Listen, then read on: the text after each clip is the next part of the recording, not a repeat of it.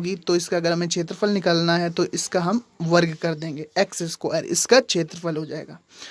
दूसरा देखते हैं वर्ग का परिमाप। तो वर्ग का परिमाप निकालने के लिए 4 का गुणा कर देंगे उसकी एक भुजा की लंबाई में, तो इसका परिमाप हो जाता है 4x। ये हो जाएगा वर्ग का परिमाप 4x। नेक्स्ट देखते हैं हम, जो नेक्स्ट है हमारा सूत्र, यह है हमारा आयत का क्षेत्रफल। तो आयत का क्षेत्रफल निकालने के लिए हमें क्या करना पड़ता है, लंबाई गुणे चौड़ाई। मान लीजिए कि कोई आयताकार आपके पास शेप है तो इसका हमें क्षेत्रफल निकालना है। तो मान लीजिए लंबाई इसकी l है, चौड़ाई इसकी x है, तो l इंटू एक्स अगर हम कर देंगे तो इसका क्षेत्रफल हमें मिल जाएगा। आयत का परिमाप निकालने के लिए क्या करेंगे कि लंबाई और चौड़ाई को जोड़ लें। चौड़ाई x है, लंबाई l है, यानी कि l plus x into 2, l plus x into 2 अगर हम कर देंगे, यहाँ पर साफ साफ लिखा है कि आयत का परिमाप होता है लंबाई प्लस चौड़ाई इंटू 2। तो ये हो जाएगा हमारा आयत का परिमाप। अब देखते हैं हम समलंब चतुर्भुज का क्षेत्रफल। जो समलंब चतुर्भुज का क्षेत्रफल होता है वो होता है हाफ, यानी कि 1/2 समांतर भुजाओं का योग इंटू उनकी लंबवत दूरी। समांतर भुजाओं का योग इंटू उनकी लंबवत दूरी। नेक्स्ट सूत्र है हमारा वृत्त का क्षेत्रफल। मान लीजिए कोई वृत्त है, यहाँ पर वृत्त हमने बना लिया है और उसकी त्रिज्या कितनी है, r, उसकी त्रिज्या r है। तो वृत्त का क्षेत्रफल होता है पाई r स्क्वायर। कितना होगा, पाई r स्क्वायर, यानी कि पाई और रेडियस यानी कि त्रिज्या का स्क्वायर, ये हो जाता है इसका क्षेत्रफल। तो ये होता है वृत्त का क्षेत्रफल, एरिया ऑफ सर्कल। फिर देखते हैं वृत्त की परिधि क्या होती है। वृत्त की परिधि होती है हमारी, अगर r त्रिज्या का कोई वृत्त है तो वृत्त की परिधि हमारी होती है 2 पाई r, जहाँ पर r क्या है, r त्रिज्या है, r त्रिज्या है। तो वृत्त की परिधि होती है 2 पाई r। अब देखते हैं हम गोले का आयतन। तो कोई गोला है, देखिए वृत्त और गोले में अंतर है।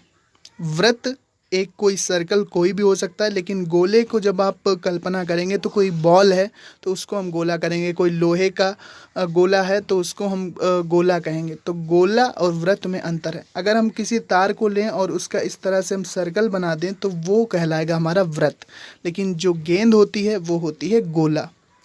तो जो गोले का आयतन होता है, तो गोले का आयतन होता है 4/3 पाई r क्यूब।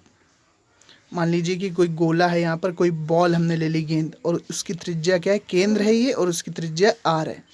तो गोले का आयतन होगा 4/3 पाई r क्यूब, 4/3 पाई r क्यूब, ये होगा हमारा गोले का आयतन। फिर गोले का पृष्ठ यानी कि गोले का जो पृष्ठ का क्षेत्रफल है वो कितना होगा, वो होगा 4 पाई r स्क्वायर, 4 पाई r स्क्वायर। गोले का ये होगा आपका पृष्ठ का क्षेत्रफल। अब देखते हैं हम नेक्स्ट फॉर्मूला, जो कि है लंबवृत्तीय बेलन का वक्र पृष्ठ। मान लीजिए कि ये बेलन है हमारा, ये कोई सिलेंडर है, तो इसका हमें वक्र पृष्ठ निकालना है। तो वक्र पृष्ठ का मतलब इन पृष्ठों को छोड़कर ये जो इसका एरिया है, ये टोटल कितना क्षेत्रफल है, ये जो जहाँ पर मैं इस तरह से बना रहा हूँ, ये जो गोल घुमा हुआ वक्र बनाता है, ये पूरा सर्कल का पृष्ठ क्या होगा। एक बार फिर से समझिए कि यहाँ पर अगर कोई बेलन है तो इसका ये क्षेत्रफल कितना होगा, इतना क्षेत्रफल कितना होगा। हमें इन क्षेत्रफल से नहीं मतलब है, हमें वक्र पृष्ठ निकालना है। तो ये क्षेत्रफल होता है हमारा 2 पाई r h, और लंबवृत्तीय बेलन का संपूर्ण पृष्ठ क्या होगा, 2 पाई r h प्लस 2 पाई r स्क्वायर। क्योंकि इस केस में क्या होगा कि इस केस में हमारे पास देखिए बेलन का जो वक्र पृष्ठ है वो है 2 पाई r h, और इन दो क्षेत्रफल, ये जो दो क्षेत्रफल हैं इनका क्षेत्रफल होगा पाई r स्क्वायर। तो 2 पाई r स्क्वायर हमें जोड़ना पड़ेगा। तो लंबवृत्तीय बेलन का संपूर्ण पृष्ठ होता है 2 पाई r h प्लस 2 पाई r स्क्वायर, 2 पाई r h प्लस 2 पाई r स्क्वायर। फिर देखते हैं हम लंबवृत्तीय बेलन का आयतन। तो ये होता है पाई r स्क्वायर h। मान लीजिए कि कोई सिलेंडर है हमारे पास, कोई लंबवृत्तीय बेलन है, तो इसका हमें क्या निकालना है, इसका निकालना है हमें आयतन। तो h इसकी हाइट हो जाएगी, h इसकी ऊंचाई हो गई, तो इसका जो आयतन है वो निकलेगा पाई आर स्क्वायर एच। और ये क्या है, रेडियस है इसकी आर, यानी कि त्रिज्या कितनी है बेलन की, तो केंद्र से परिधि तक की दूरी त्रिज्या होगी, तो ये होगा हमारा लंबवृत्तीय बेलन का आयतन पाई आर स्क्वायर एच। अब शंकु पर चलते हैं।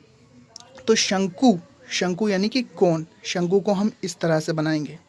तो शंकु लंबवृत्तीय शंकु का वक्र पृष्ठ यानी कि इतना पृष्ठ, हम इस पृष्ठ को छोड़ रहे हैं, इसको नहीं कैलकुलेट करना है अभी।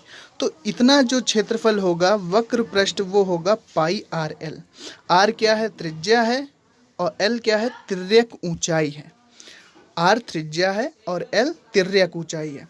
इसके बाद लंबवृत्तीय बेलन का संपूर्ण पृष्ठ निकालेंगे। देखिए फिर से हम शंकु बनाते हैं। तो ये जो नीचे गोलाकार क्षेत्रफल है, गोलाकार नहीं वृत्ताकार क्षेत्रफल है, इसका क्षेत्रफल होगा पाई आर स्क्वायर, और इसका क्या होगा पाई आर एल।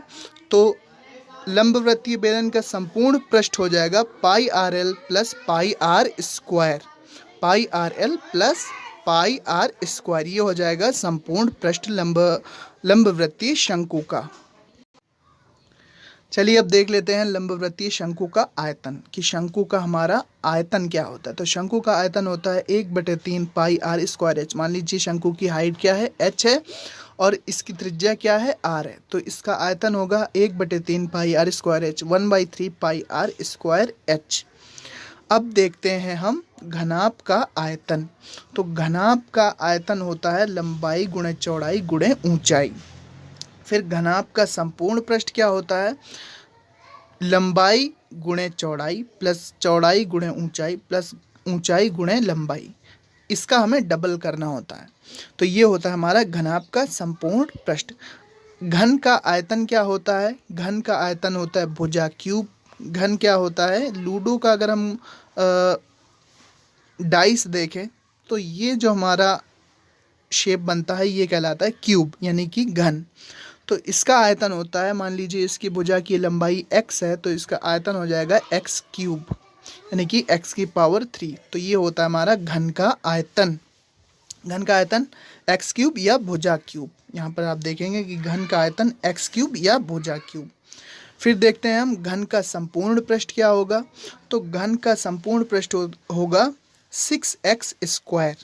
क्या होगा, 6x स्क्वायर। फिर से हम घन बना लेते हैं। यहाँ पर ये कोई मान लीजिए क्यूब है हमारे पास, तो इसका संपूर्ण पृष्ठ क्या होगा। देखिए घन में 6 पृष्ठ होते हैं टोटल, कुल 6 पृष्ठ होंगे। तो 6 और एक पृष्ठ का क्षेत्रफल क्या होगा, इतना अगर हम क्षेत्रफल किसी भी पृष्ठ का निकाल लें तो लंबाई गुणे वर्ग का क्षेत्रफल होता है एक्स स्क्वायर। तो सभी वर्गाकार 6 पृष्ठ हैं घन में, तो उसका जो संपूर्ण पृष्ठ हो जाएगा वो हो जाएगा 6x स्क्वायर यानी कि 6 गुणे भुजा का स्क्वायर।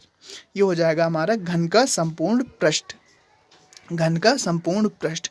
फिर से एक बार देखिए मैं क्या कहना चाह रहा हूँ।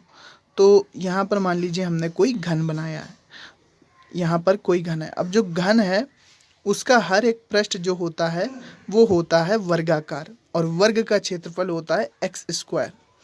और टोटल हमें क्षेत्रफल निकालना है, और घन में टोटल यानी कि क्यूब में टोटल हमारे पृष्ठ कितने हैं, 6। तो इसका संपूर्ण पृष्ठ हो जाएगा 6x स्क्वायर यानी कि 6 गुणे भुजा का स्क्वायर। नेक्स्ट हम देखते हैं, नेक्स्ट और लास्ट है हमारा समबाहु त्रिभुज का क्षेत्रफल। तो समबाहु त्रिभुज का क्षेत्रफल होता है √3/4 इंटू भुजा स्क्वायर, √3/4 इंटू भुजा स्क्वायर। ये होता है समबाहु त्रिभुज का क्षेत्रफल।